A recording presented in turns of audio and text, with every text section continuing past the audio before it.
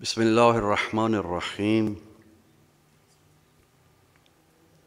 الحمد للہ رب العالمین بار الخلائق اجمعین باعث الانبیاء والمرسلین الصلاۃ والسلام علی البشیر النذیر السراج المنیر حبیب قلوبنا و طبیب نفوسنا و شفیع ذنوبنا حبیب الہ العالمین ابی القاسم محمد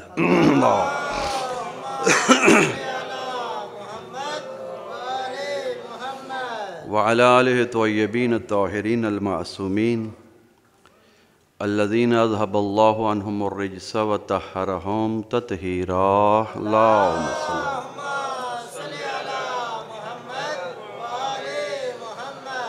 لا سیما حجت ابن الحسن العسکری روحی وارواح العالمین للتراب مقدم الشریف الفدا ولعنت اللہ علی اعدائہم وغاصبی حقوقہم ومنکری فضائلہم اجمعین من الآن الی قیام یوم الدین وبعد یوم الدین اما بعد قال اللہ تبارک وتعالی فی کلامہ المجید بسم اللہ الرحمن الرحیم ان اللہ یأمر بالعدل والاحسان وایتاء ذی القربی وینہی عن الفحشاء والمنکر والبغی یعظکم لعلکم تذکرون یا ایھا الذین آمنوا اذا نودی للصلاۃ من یوم الجمعہ فاسعوا الی ذکر اللہ وذروا البیع ذلکم خیر لکم ان کنتم تعلمون فاذا قضیت الصلاۃ فانتشروا فی الارض وابتغوا من فضل اللہ واذکروا اللہ کثیرا لعلکم تفلحون وَإِذَا رَأَوْا تِجَارَةً أَوْ لَهْوًا انفضوا إِلَيْهَا وَتَرَكُوكَ قَائِمًا قُلْ مَا عِندَ اللَّهِ خَيْرٌ مِّنَ اللَّهْوِ وَمِنَ التِّجَارَةِ وَاللَّهُ خَيْرُ الرَّازِقِينَ قُلْ يَا عِبَادِيَ الَّذِينَ أَسْرَفُوا عَلَىٰ أَنفُسِهِمْ لَا تَقْنَطُوا مِن رَّحْمَةِ اللَّهِ إِنَّ اللَّهَ يَغْفِرُ الذُّنُوبَ جَمِيعًا إِنَّهُ هُوَ الْغَفُورُ الرَّحِيمُ الذي يقبل اليسير ويعفو عن الكثير يا أيها الذين آمنوا توبوا إلى الله توبة نصوحا عسى ربكم أن يكفر عنكم سيئاتكم ويدخلكم جنات تجري من تحتها الأنهار من يهد الله فلا مضل له ومن يضلل الله فلا هادي له یا ایھا الذین آمنوا اطیعوا اللہ اتقوا اللہ اوصیکم ونفسی بتقوی اللہ صلوات بر محمد و آل محمد پڑھ دیں اللہم صلی علی محمد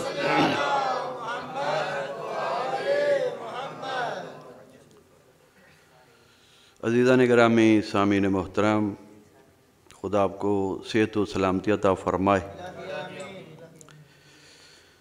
خالق کائنات نے جس بشر کو اشرف المخلوقات بنایا ہے اس کے کمالات کے سبب اور اسباب کہ یہ درجات کمال تک پہنچے، ان بلندیوں تک پہنچے جس کا اس کو علم نہیں ہے۔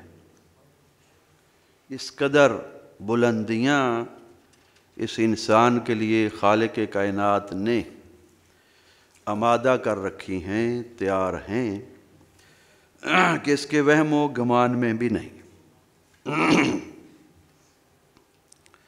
لیکن وہ کمالات، وہ بلندیاں، وہ فضیلتیں، وہ درجات جو حاصل ہوں گی وہ ایسے ہی نہیں حاصل ہوں گی، وہ اسباب کے ذریعے سے ملیں گی۔ ہر انسان کو اس کی کوشش اور سعی کے مطابق ملے گا۔ یہ زندگی عارضی زندگی ہے، عمل کی زندگی ہے۔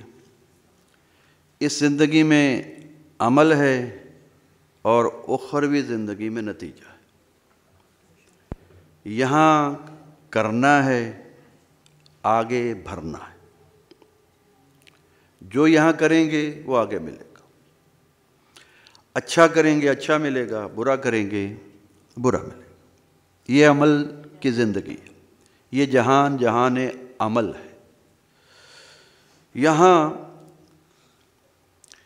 کہ تمام اعمال کیے ہوئے اس کے مطابق نتیجہ ملے گا۔ لیس للانسان الا ما سعی، انسان جتنا کرے گا، جو اس کی کوشش ہے اتنا ہی پائے گا۔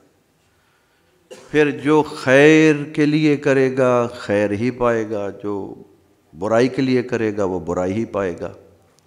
جتنا خیر کے لیے کرے گا اتنا ہی بہتر خیر پائے گا، جتنا برائی کے لیے یہاں انجام دے گا اتنا ہی برا اس کا اخروی انجام ہوگا۔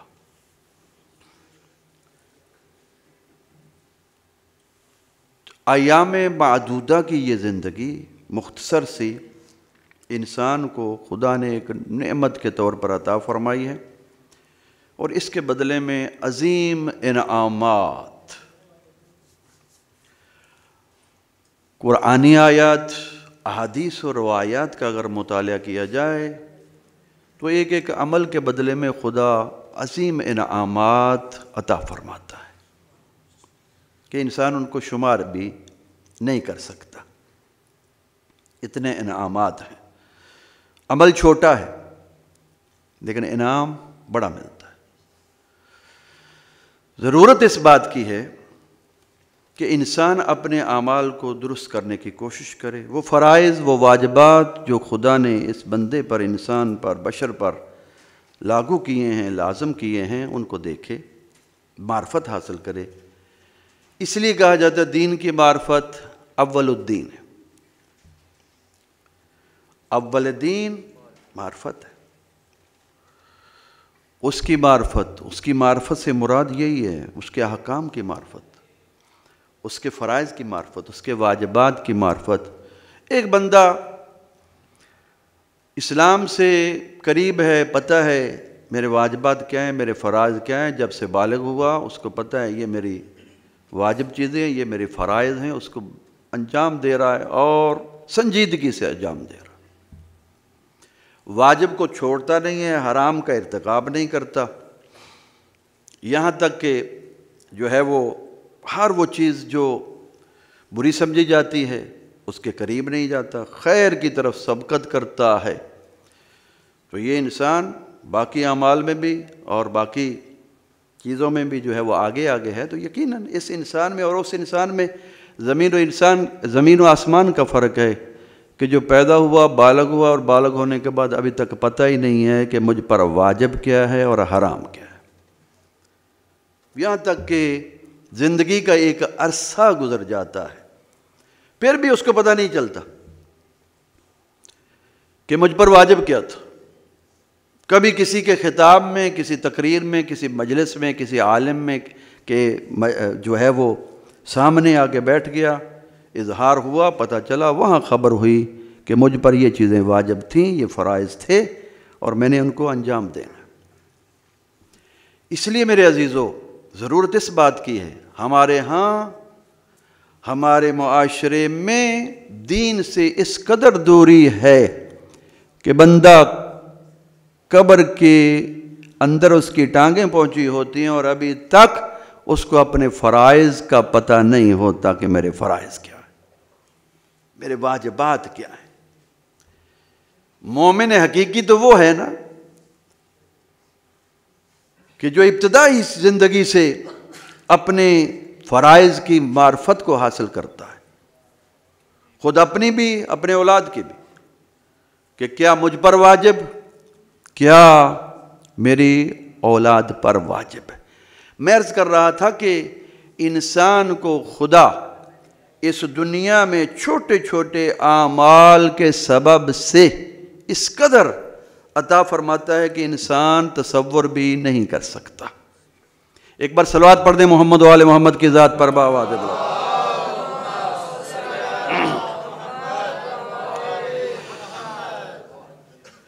فرائض اپنی جگہ پہ، وہ تو پوچھے ہی جانے ہیں۔ نماز نہیں پڑھی واجب ہے، کیوں نہیں پڑھی؟ روزہ واجب ہے، خوش قسمت ہے وہ انسان جس کو ان فرائض کا پتہ بھی ہے اور مرنے سے پہلے ان کا انتظام بھی کر کے جاتا ہے۔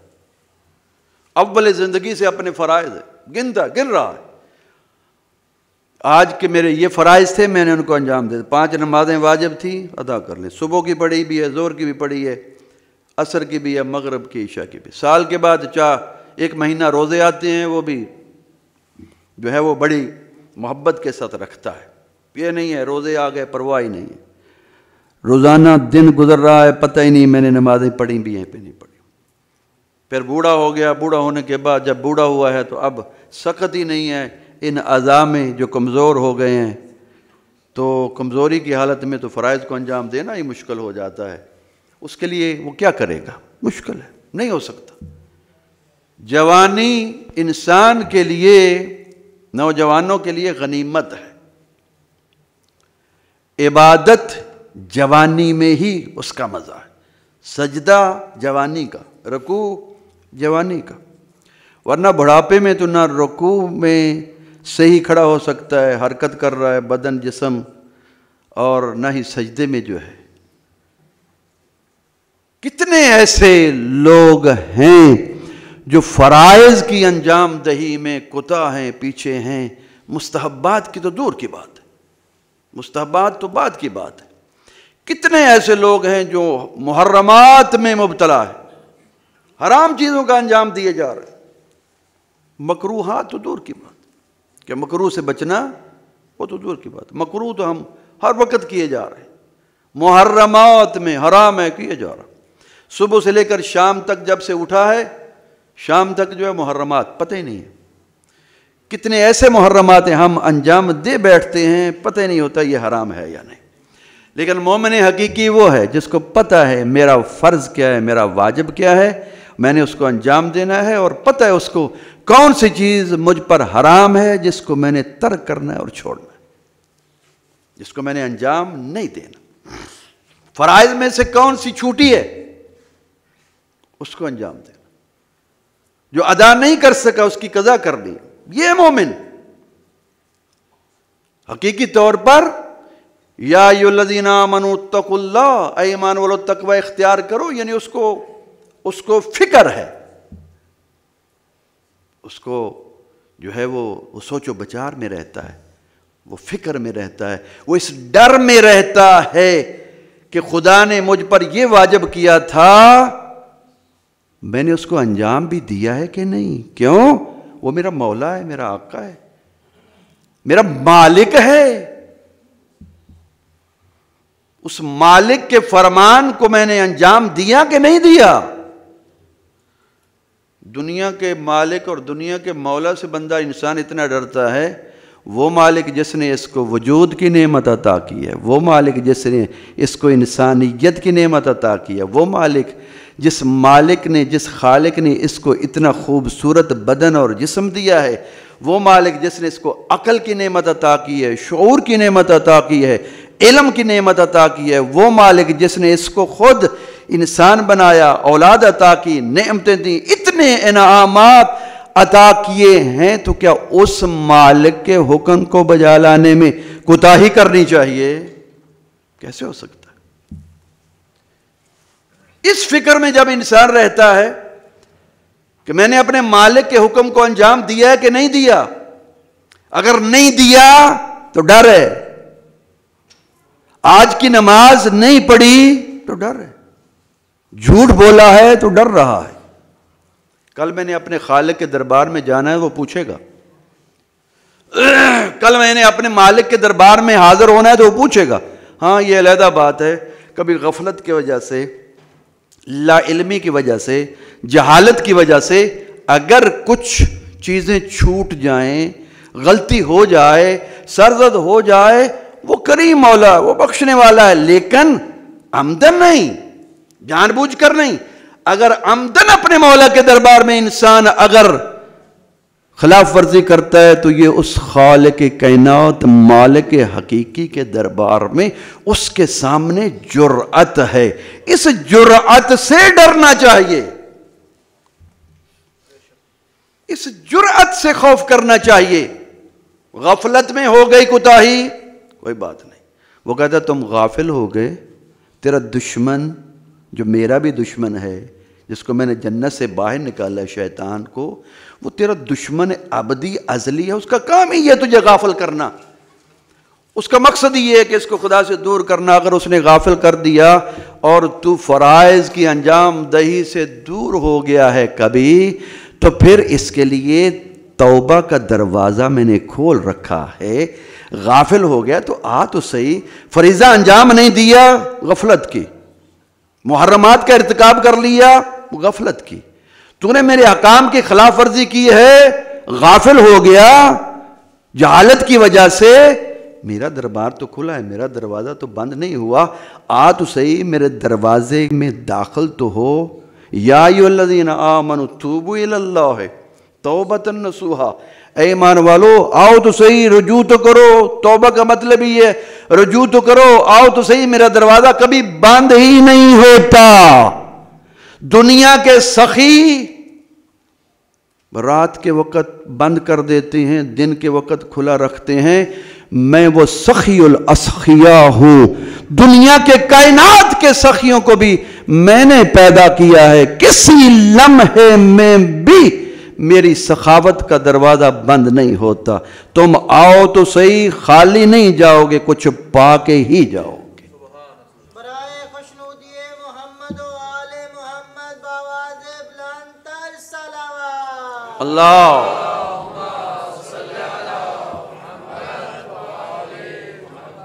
عزیزان گرامی، اپنے فرائض اور واجبات کی انجام دہی میں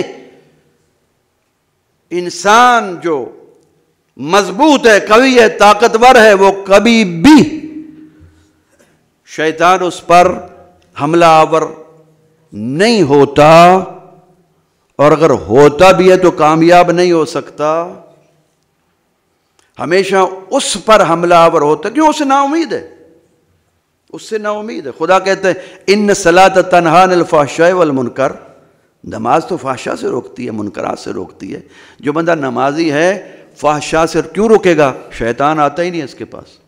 جو اٹھتا ہے سخت ترین سردی میں بھی، صبح اٹھے گا ٹھنڈے پانی کے ساتھ وضو کرے گا، اب ہاتھ دھوتا ہے تو ہاتھ دھونے سے اس کے کئی گناہ خدا اس ہاتھ دھونے سے معاف کر دیتا ہے۔ کلی کرتا ہے تو کئی گناہ کلی کرنے سے منہ کے گناہ معاف ہو جاتے ہیں۔ ناک میں پانی ڈالتا ہے تو یہ ناک سے گناہ معاف ہو جاتے ہیں۔ چہرہ دھوتا ہے تو چہرے کے گناہ معاف ہو جاتے ہیں۔ کتنا کریم ہے۔ ہاتھ دھوتا ہے تو یہ کئی گناہ ہاتھ کے دھونے سے معاف ہو جاتے ہیں۔ سر کا مسح کرتا ہے تو سر کے اوپر والے گناہ معاف ہو جاتے ہیں۔ اور کتنے گناہ مسح کرتے ہوئے جتنے ہاتھ کے نیچے بال آتے ہیں ان بالوں کی تعداد کے مطابق گناہ معاف کر دیتا ہے۔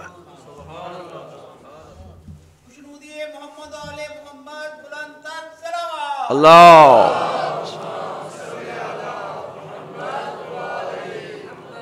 اگر حقیقت معرفت انسان کے پاس آ جائے اور ان تصورات کو انسان دیکھنے لگ جائے اور ان چیزوں کی طرف نگاہ کرے، پاؤں کا مسح کرتا ہے تو پاؤں کا مسح کرنے سے گناہ کرنے کے لیے جن قدموں کے ساتھ گناہ کی طرف گیا تھا، خدا ان قدموں کے گناہوں کو معاف کر دیتا ہے۔ صلوات پڑھ دو محمد و آل محمد کی ذات پر۔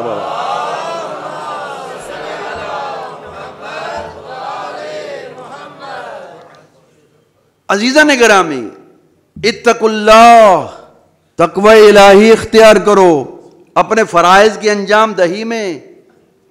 واجبات آپ کو معلوم ہونا چاہیے، آپ کی ڈائری میں، چاہے کاغذ کی ڈائری ہے چاہے دماغ کی ڈائری ہے، ضروری نہیں، آپ کی ڈائری ہمیشہ مضبوط ہونی چاہیے۔ اگر دماغ میں نہیں رہ سکتا تو کاغذ، ایک کاپی آپ کے پاس ہونی چاہیے۔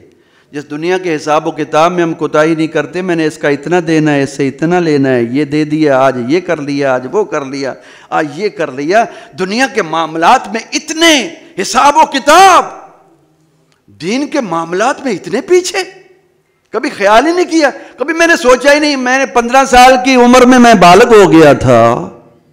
وہ 15 سال کی زندگی، جب میں بچپن تھا، میرا بچپنا تھا، اس کے بعد 15 سال ہوئے، میں بالغ ہو گیا تھا، اس بلوغت کی حد تک جب میں پہنچا ہوں، میرے خدا نے مجھ پر کیا چیزیں واجب کی ہیں، کیا فرائض ہیں کہ ان کو میں نے انجام دینا ہے، اگر پتہ ہے تو کیا بات ہے، سبحان اللہ۔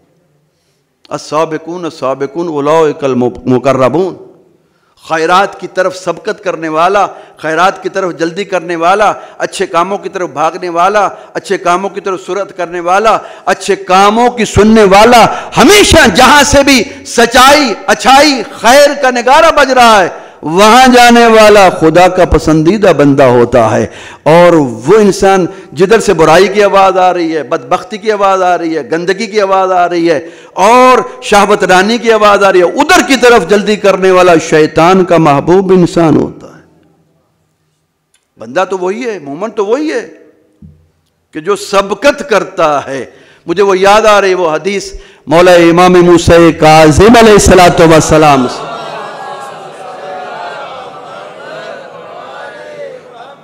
جس میں میرے مولا اور آقا ساتویں مولا سے پوچھا گیا تھا، میرے مولا کہ جب بندہ مرتا ہے اس دنیا سے تو یہ دائیں بائیں دو فرشتے بیٹھے ہوتے ہیں، جو ایک دائیں طرف بیٹھا ہوا نیکیاں لکھتا ہے، بائیں طرف بیٹھا ہوا برائیاں لکھتا ہے، ہمیں نظر تو نہیں آتے لیکن ان کی ڈیوٹی ہے۔ ڈیوٹی یہ ہے کہ جو صبح آتا ہے شام تک رہتا ہے، شام کے بعد چلا جاتا ہے، جو پھر شام کو آتا ہے وہ صبح تک رہتا ہے، صبح کو پھر چلا جاتا ہے، جو ایک دن آیا وہ دوبارہ واپس نہیں آئے گا، توجہ ہے یا نہیں؟ جو صبح سے شام تک رہا وہ دوبارہ اس کی زندگی میں نہیں آئے گا، دوبارہ نہیں آئے گا۔ اب زندگی میں جتنے ایام اس کی زندگی کے ہیں، 100 سال کتنے ہیں، ہر روز لکھنے والا نیکیاں وہ بھی نیا آ رہا ہے، ہر روز برائیاں لکھنے والا بھی نیا آ رہا ہے۔ صبح سے لے کر شام تک یہ دونوں رہیں گے، پھر چلے جائیں گے، پھر 100 سال تک دوبارہ نہیں آئیں گے، نئے ہی آتے رہیں گے، نئے ہی آتے۔ کیوں؟ امام سے یہ بھی پوچھا گیا تھا، مولا یہ کیوں؟ کہا کہ خدا پسند نہیں کرتا، ایک دن کی برائی اگر اس نے گناہ کیا ہے خدا پسند نہیں کرتا کئی دنوں کے گناہ سے فرشتے آگاہ ہوتے چلے جائیں۔ ایک فرشتہ بیٹھا رہے گا، اس کے کئی دنوں کے گناہوں سے یہ آگاہ ہوتا رہے گا، خدا کہتا ہے آج تجھے اس کی ایک برائی کا پتہ چلا، چل جا، تو جا کے غائب ہو۔ یہ نیا آئے گا، نیا میرا فرشتہ ہے۔ کیوں؟ اس لیے کہ میرے مومن بندے کی عزت کا مجھے پتا ہے، مجھے پتا ہے اس میرے مومن بندے کی عزت کیا ہے، مقام کیا ہے۔ خدا اپنے مومن بندے کی عزت کا اہتمام اس قدر کرتا ہے تو خود نتیجہ نکالو، ہم ایک مومن بندے کی عزت کا اہتمام کہاں تک کرتے ہیں؟ ہم کہاں تک کرتے ہیں؟ اس کی عزت، اس کا احترام، اس کا مقام، اس کا مرتبہ۔ ایک مومن کی عزت اور بات ہے۔ ہم اپنے رشتہ داروں کی عزت کتنی کرتے ہیں، عزیزوں کی عزت کتنی کرتے ہیں، بہنوں کی، بھائیوں کی، والدین کی، رشتہ داروں کی عزت کتنی ہے؟ اس عزت میں ہی عزت ہے۔ خدا کہتا ہے یہی تقویٰ ہے، یہی پرہیزگاری ہے، اس عزت میں عزت ہے۔ مجھے یاد آ رہا ہے، اب اس حدیث کو مکمل کروں پھر اس طرف آتا ہوں کہ مولا سے پوچھا گیا، مولا یہ دو فرشتے جب بندہ مر جاتا ہے تو پھر کہاں جاتے ہیں؟ آقا فرماتے ہیں کہ اس کی روح کو لے کر دربار خداوندی میں حاضر ہوتے ہیں اور عرض کرتے ہیں پروردگارا بندہ مومن کی روح کو، بندہ مومن کی روح کا مقام اور مرتبہ یہ ہے۔ خدا کے دربار میں حاضر ہو کر عرض کرتے ہیں پروردگارا آپ نے ہماری ڈیوٹی لگائی تھی اس کے دائیں بائیں بیٹھنے کی، نیکیاں اور برائیاں لکھنے کی، آج یہ تیرے دربار میں آیا، یہ وہ بندہ ہے، ہم گواہی دیتے ہیں نیکیوں کی طرف جلدی کرنے والا تھا، برائیوں سے دور دور بھاگتا تھا، جب بھی کوئی اچھائی نیکی کا کام آتا تو ہمیشہ آگے آگے، برے کاموں سے پیچھے پیچھے، اور اس کی نیکیاں زیادہ ہیں۔ آواز قدرت آئے گی کہ اے میرے فرشتوں، تمہاری ڈیوٹی ابھی ختم نہیں ہوئی، تمہارا کام ختم نہیں ہوا، تمہاری مصروفیت ختم نہیں ہوئی، بلکہ یہ میرا بندہ مومن جس کو آج قبر میں دفن کر دیا جائے گا، کئی منوں مٹی کے نیچے اس کو دبا دیا جائے گا، تمہاری ڈیوٹی یہ ہے کہ قیامت تک اس کی قبر پہ چلے جاؤ اور جا کے عبادت کرتے رہو۔ جتنی عبادات تم انجام دو گے اس مومن کے نامہ اعمال میں لکھے جاتے رہے۔ صلوات پڑھ دے محمد و آل محمد کی ذات پر بہت۔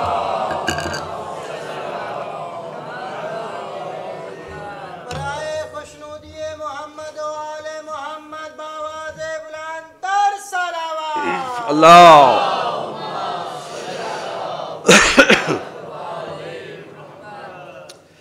میری دعا ہے خداوند قدوس بحق محمد و آل محمد ہمیں حقیقی معنوں میں مومن بننے کی توفیق عطا فرمائے، تقوی الہی پیدا کرنے کی توفیق عطا فرمائے، اپنے دلوں کو پاک و پاکیزہ رہنے کی توفیق عطا فرمائے، ہمیں توبہ نصوحہ کرنے کی توفیق عطا فرمائے، جن واجبات کو ادا نہیں کیا ان کو ادا کرنے کی توفیق عطا فرمائے، جن محرمات کا ارتکاب کر بیٹھے ان سے طلب مغفرت کرنے کی توفیق عطا فرمائے۔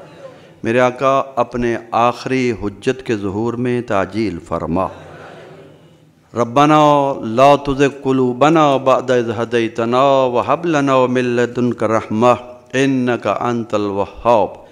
بسم اللہ الرحمن الرحیم انا اعطینک الکوثر فصل لربک وانحر ان شانئک هو الابتر۔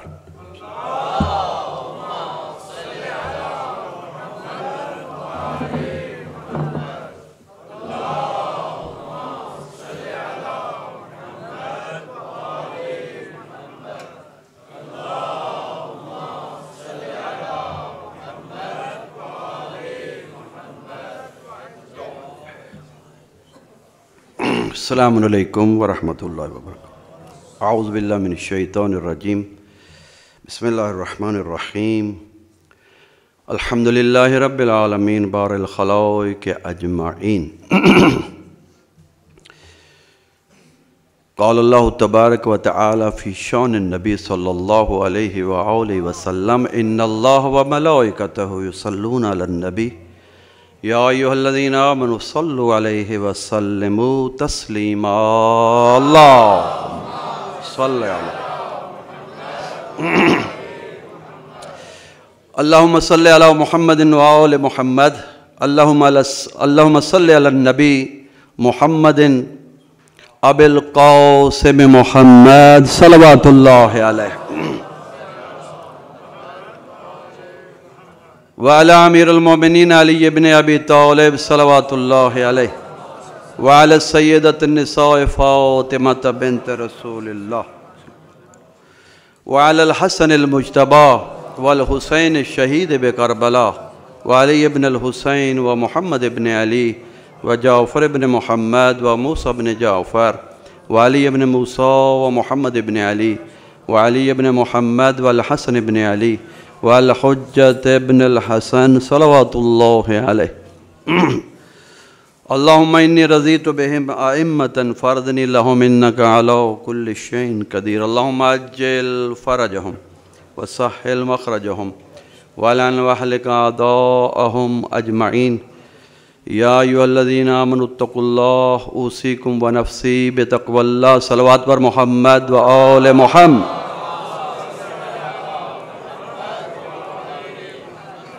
جمعہ کے دن درود پڑھنے کا بڑا ثواب ہے، باواز بلند تر صلوات اللہ۔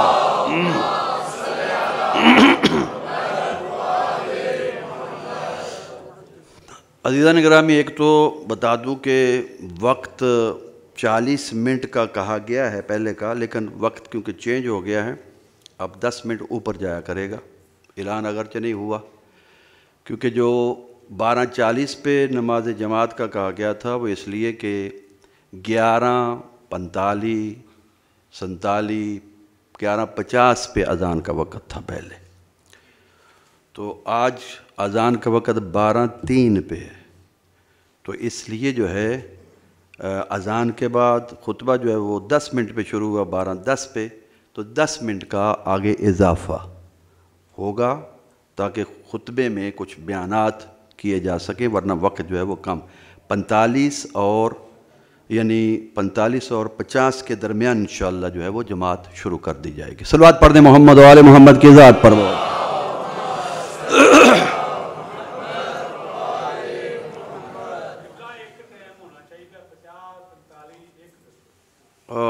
ٹھیک کہہ رہے ہو آپ بھی، لیکن ایک ٹائم ہو نہیں سکتا.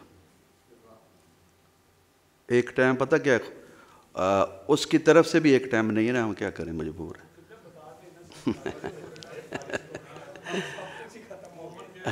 وہ بات یہ ہے، وہی کہہ رہے ہیں نا، ٹائم چینج ہوتا رہتا ہے نا. اگر ایک کا کریں تب بھی مشکل ہو جاتی ہے، معین کریں ایک کا، تو اس لیے پیچھے کیا گیا تھا. پھر آگے یعنی ٹائم ہر موسم کے اعتبار سے چینج ہوتا رہتا ہے، تو کوئی مسئلہ نہیں. 2-4 باتیں اگر کانوں تک پہنچ جائیں گی تو کوئی مشکل نہیں ہوگا. صلوات پڑھ دیں محمد و آل محمد کی ذات پر.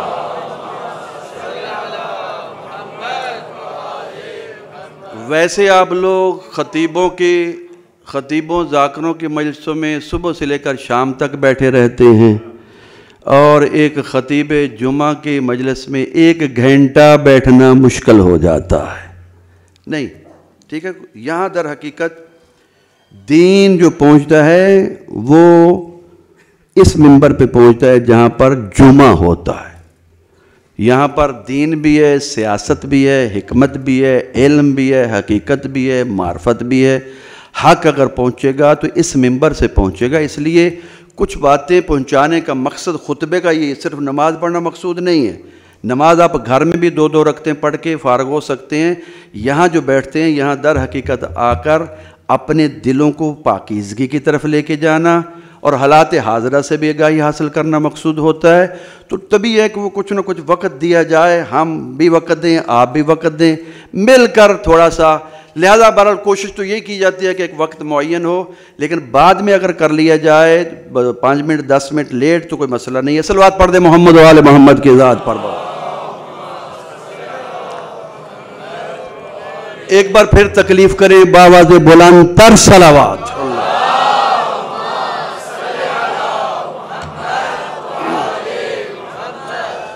یا ایھا الذین آمنوا اتقوا اللہ، اے ایمان والو تقوی الہی اختیار کرو. تقوی سے کیا مراد ہے؟ تقوی جیسے میں عرض کر رہا تھا اپنے فرائض کی انجام دہی. کوتاہی ہو جائے تو وہ خالق کریم ہے، بخشنے والا ہے. میرے مولا مناجات میں کیا خوب ارشادات فرماتے ہیں. مناجات امیر المؤمنین علی ابن ابی طالب جو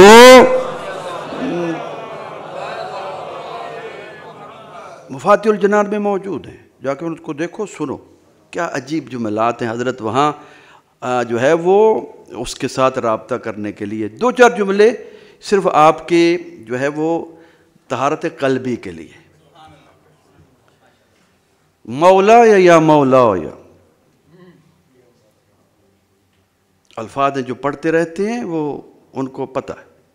اور اس سے پہلے جملہ تھا اللہم انی اسألک الامان، اللہم انی اسألک الامان یوم لا ینفع فیہ مال ولا بنون. پروردگارہ میں اس دن کے امان طلب کرتا ہوں، اس دن میں امان تجھ سے طلب کرتا ہوں جس میں نہ مال فائدہ دے گا نہ اولاد فائدہ دے گی. صرف فائدہ اس کو ملے گا من جاء بقلب سلیم، جو سالم دل کے ساتھ آئے گا. قلب سلیم کے ساتھ جو دربار خداوند میں آئے گا اس کے لیے نہ مال نہ اولاد. فائدہ دے سکتے ہیں اگر دینا چاہیں تو، اولاد بھی مال بھی لینا چاہے تو لے سکتا ہے. اولاد کی اچھی تربیت کی ہے تو اولاد فائدہ دے گی، مال کو اچھی جگہ پہ استعمال کیا ہے تو فائدہ دے گا. لیکن اگر نہیں تو اس دن نہ مال فائدہ دے گا نہ اولاد فائدہ دے گا، کچھ فائدہ نہیں دے گا. کون؟ قلب سلیم کے ساتھ آیا، جو اعمال صالح انجام دے کر آیا. مختصر وقت میں ایک بات کو عرض کرتا چلوں. انسان کے اعمال میں بہترین چیز جو قیامت کے دن فائدہ دینے والی ہے وہ صلہ رحمی ہے. میرے عزیزوں، میرے بزرگوں، جس کی طرف ہم زیادہ تر توجہ نہیں دی جاتی، سب سے عظیم ترین چیز صلہ رحمی. روایات دیکھو، قرآن بھی اس کی طرف وادار کرتا ہے، توجہ دلاتا ہے، روایات عظیم ترین روایات موجود ہیں صلہ رحمی کی طرف۔ ایک دو روایات دل چاہتا ہے مختصر وقت میں عرض کر دوں تبرکاً، اگر آپ حاضر ہوں تو۔ پیغمبر اسلام فرماتے ہیں قیامت کا دن ہوگا، رحم عرش الہی کو پکڑ کے کھڑا ہوگا۔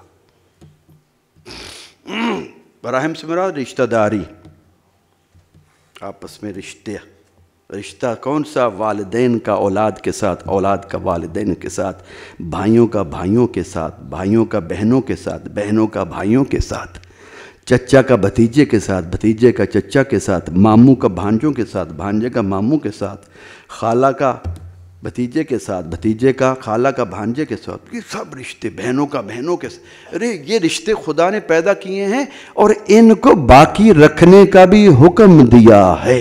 اس کو کہتے ہیں صلہ رحمی۔ کبھی کوشش کی ہے والدین کے ساتھ صلہ رحمی؟ والدین کے ساتھ تو بہت زیادہ کرنی چاہیے، باقی رشتہ داروں کے ساتھ بھی۔ مولا فرماتے ہیں قیامت کا دن ہوگا، رحم عرش الہی کو پکڑ کر کھڑا ہوگا اور آواز دے گا، پروردگارا جس نے صلہ رحمی کی ہے تو اس پر رحم کر، جس نے صلہ رحمی نہیں کی تو بھی اپنی رحمت کو اس کے دور کر دے۔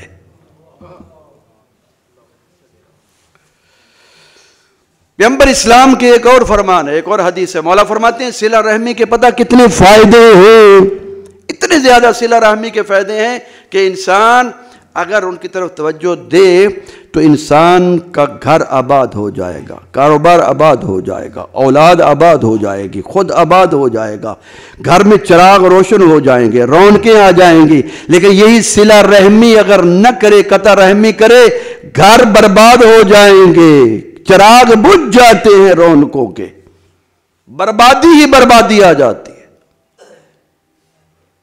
یہ صلہ رحمی مولا فرماتے ہیں کہ اس قدر عظیم ہے کہ انسان کے حساب و کتاب میں آسانی پیدا کرتی ہے، قیامت کے دن مال میں اضافہ کرتی ہے، بلاؤں کو دور کرتی ہے، زندگی میں بڑھوتی کرتی ہے، عمر بڑھ جاتی ہے۔ قیامت کا دن ہوگا، حساب و کتاب ہوگا، میزان لگا ہوگا، صلہ رحمی کی ہوگی والدین کے ساتھ، بہن بھائیوں کے ساتھ، رشتہ داروں کے ساتھ، تو آسانی پیدا، حساب جلدی ہو جائے گا۔ اس کا رحم بول کر کہے گا پروردگارا اس نے صلہ رحمی کی تھی، اس کے حساب و کتاب میں آسانی فرما دے۔ خدا کہے گا تو رحم بول رہا ہے لہذا تیری وجہ سے میں نے اس کے حساب و کتاب میں آسانی پیدا کر دی میں نے۔ لیکن اگر قطع رحمی کرے گا انسان رشتہ داروں کے ساتھ تو کیا ہوتا ہے؟ بربادی ہوتی ہے۔ ایک حدیث میں معصوم فرماتے ہیں کہ ایک انسان کی زندگی 50 سال لکھی ہوئی ہے، قطع رحمی کرتا ہے تو 50 سال سے 25 سال ہو جاتی ہے، اور یہی صلہ رحمی کرتا ہے یہ زندگی 50 سال کی 70 سال 80 سال تک چلی جاتی ہے، یہ زندگی بڑھ جاتی ہے۔ قطع رحمی سے زندگی ختم، کم، لکھی ہوئی اتنی ہے، لوح محفوظ پہ 80 سال لکھی ہوئی ہے، لیکن اس نے کی قطع رحمی والدین کے ساتھ، بھائیوں کے ساتھ، بہنوں کے ساتھ، رشتہ داروں کے ساتھ، حتیٰ کہ میرا عزیز یہاں تک صلہ رحمی کے بارے میں حکم ہے۔ میرے مولا امام جعفر صادق علیہ السلام سے پوچھا گیا کہ یا حضرت میرا جو رشتہ دار ہے وہ مومن بھی نہیں ہے، شیعہ نہیں ہے، اس کے ساتھ بھی صلہ رحمی کروں؟ میرے مولا نے فرمایا ہاں اس کے ساتھ بھی صلہ رحمی واجب ہے، اگر تو اس کے ساتھ بھی قطع رحمی کرے گا تب بھی تم مغضوب خدا بند ہوگا۔ کیوں؟ اس لیے کہ اگر تیرا رشتہ دار مومن ہے تو پھر دو برابر صلہ رحمی کرنا واجب ہو جاتی ہے تجھ پر، پھر دگنی بار۔ ایک یہ کہ تیرا رشتہ دار ہے، دوسرا تیرا ایمانی بھائی بھی ہے، پھر دو برابر۔ اگر رشتہ دار ہے لیکن وہ رشتہ دار مومن نہیں ہے، مولا فرماتے ہیں کہ پھر بھی اس کے ساتھ صلہ رحمی کر۔ صرف اتنی بھی صلہ رحمی اگر تو کرے گا، کبھی کبھی جا کر اس سے سلام ہی لے لیا کر، کبھی کبھی جا کر اس کو ضرورت ہے اس کی ضروریات پوری کر دیا کر۔ مولا ایک فرمان میں حدیث میں فرماتے ہیں کہ ایک بندہ مومن جب اپنے رشتہ دار کے گھر میں صلہ رحمی کے لیے جاتا ہے یا اس کو مال پہنچانے کے لیے جاتا ہے، کچھ چیز تحفہ کے دینے کے لیے جاتا ہے، تو یہ جب جاتا ہے دینے کے لیے تو اس کا ثواب، اس کا مقام، اس کا مرتبہ، اس کی عظمت کتنی ہے۔ یہ مومن کا جانا اپنے رشتہ دار کو خوش کرنا سلام کے ذریعے سے اور اس کو کچھ دے کر اس کے دل میں خوشی پیدا کرنا، مولا فرماتے ہیں 100 شہیدوں کے برابر اس کو ثواب ملتا ہے۔ محمد و آل محمد بلند تر صلوات۔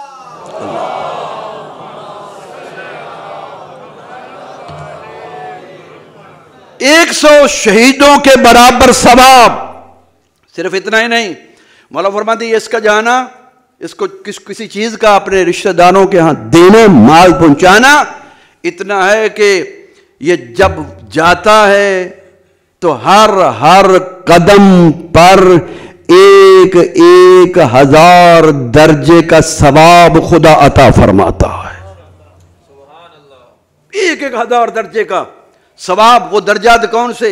شمار میں نہیں آتے، شمار کرتے ہوئے مولا فرماتے ہیں وہ درجات پتہ کیسے ہیں؟ ایک درجہ دوسرے درجے سے جو فاصلہ ہے اس کا 100 سال کی مسافت کا فاصلہ ہے۔ ایک قدم پر ایک درجہ، دوسرے قدم پر دوسرا درجہ، تیسرے قدم پر تیسرا درجہ۔ کس پر؟ صلہ رحمی پر۔ اپنے بھائی کو ملنے گیا ہے، اپنی بہن کو ملنے گیا ہے، اپنے ماں باپ سے ملنے گیا ہے، اپنے بھتیجوں سے، اپنی پھپھی سے، اپنی خالہ سے، اپنے رشتہ داروں سے، اپنے عزیزوں سے جس سے رحم ہے تیرا، ان سے ملنے گیا ہے۔ صرف ملنے کے لیے، مال نہ بھی پہنچا، صرف سلام کرنے کے لیے گیا ہے۔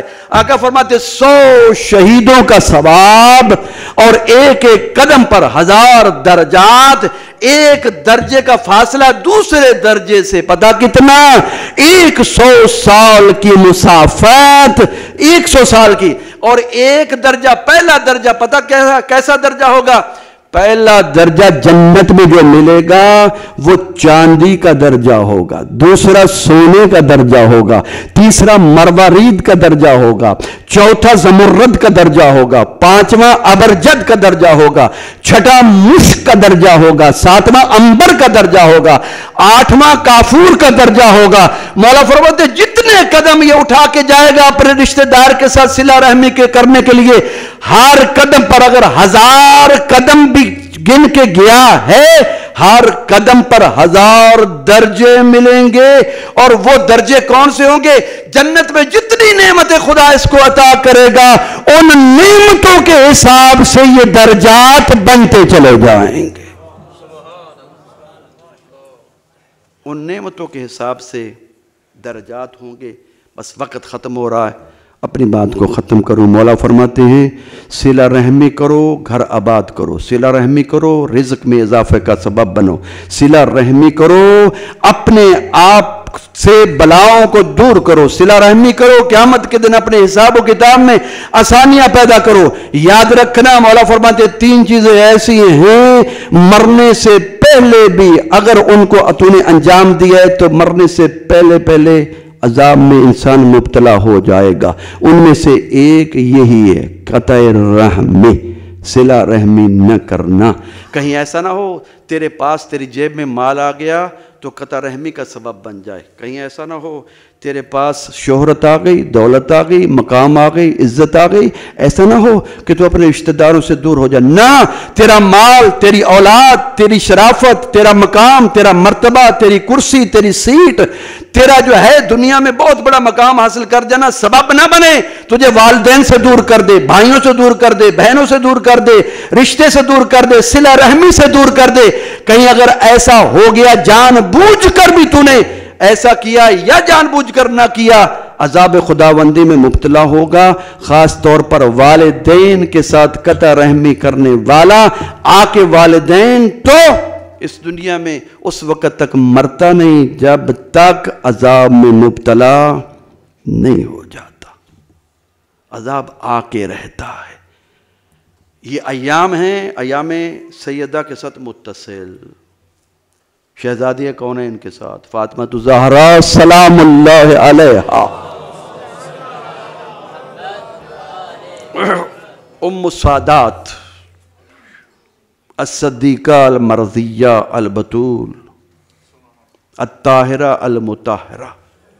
یہ جمادی الاول بھی، جمادی الثانی بھی۔ جمادی الثانی اول کے ایام آخر بھی شہادت کیے، اگر 75 دن بعد وفات پیغمبر کو لے لیا جائے یا 90 دن کو لے لیا جائے تو 3 جمادی الثانی، اگر 75 دن لیے جائیں تو یہ دل چاہتا تھا اس کو بیان کرو لیکن وقت نہیں ہے، اور انشاءاللہ آئندہ وقت ملے گا تو خدا کی توفیقات کے سبب سے انشاءاللہ اس کو بیان کیا جائے گا، لیکن اتنا بیان کرتا چلوں، شہزادی کونین کی عصمت کے بارے میں بات کرنے والے احمق ہیں اس دنیا میں رہتے ہیں۔ جو عصمت سیدہ پر اتنے دلائل موجود ہیں، قرآن میں آیات موجود، 1 نہیں 2 نہیں 3 نہیں 4 نہیں، آیات سیدہ کی عصمت پر موجود۔ یہ نہیں کہا جا سکتا آج کوئی اٹھ کر اگر دجالی نام کا کوئی شخص کہتا ہے کہ ہم یہ تو نہیں کہہ سکتے کہ وہ خطا پر تھی، چلو یہ نہیں کہہ سکتے، لیکن یہ کہیں گے کہ وہ معصوم نہیں تھی۔ میں کہتا ہوں بدبخت، تجھے کیا پتا عصمت کا معنی کیا ہے؟ تجھے کیا معلوم؟ تجھے یہ عصمت سیدہ ہضم ہو ہی نہیں سکتی۔ کیا محبت شہزادی کونین، مقام شہزادی کونین، مرتبہ شہزادی کونین، مرتبہ سیدہ اور عظمت سیدہ تجھ جیسے نامعقول انسانوں کے دلوں میں آ ہی نہیں سکتی۔